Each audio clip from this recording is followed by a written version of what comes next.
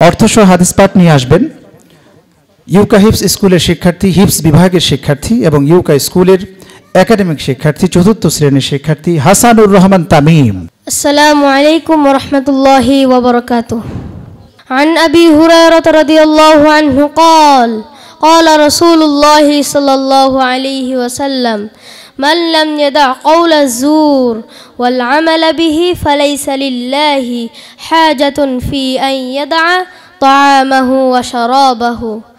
আবু হুরায়রা রাদিয়াল্লাহু তাআলা আনহু বলেন, রাসূল সাল্লাল্লাহু আলাইহি ওয়াসাল্লাম বলেছেন, যে ব্যক্তি মিথ্যা কথা বা মিথ্যা আচরণ ছাড়তে পারে না, তার খাওয়া বা পান করা ছেড়ে দেওয়াতে আল্লাহর কোনো দরকার নেই।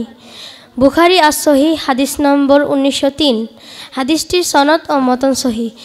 হাদিসটির শিক্ষা হলো, আল্লাহ তাআলা মিথ্যা কথা বা মিথ্যা আচরণ ছাড়তে আদেশ করেছেন।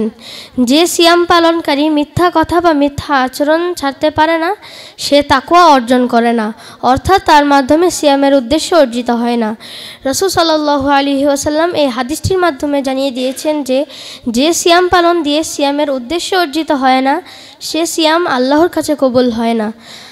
মহান আল্লাহ তাআলা আমাদের সবাইকে হাদিসটির উপর আমল করার তৌফিক দান করুন, আমিন। আসসালামু আলাইকুম ওয়া রাহমাতুল্লাহ। ইউকা হিপস স্কুল ব্যতিক্রমী একটি শিক্ষা প্রতিষ্ঠান।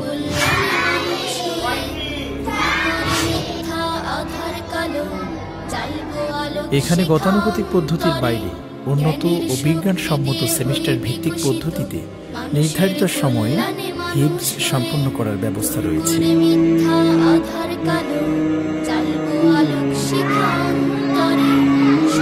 শুধু তাই নয়, কোরআনের অর্থ ও মৌলিক ব্যাখ্যা বোঝার উপযোগী হাফেজ কোরআন হিসেবে গড়ে তুলতে প্রতিষ্ঠিত হয়েছে ইউকা হিপস স্কুল।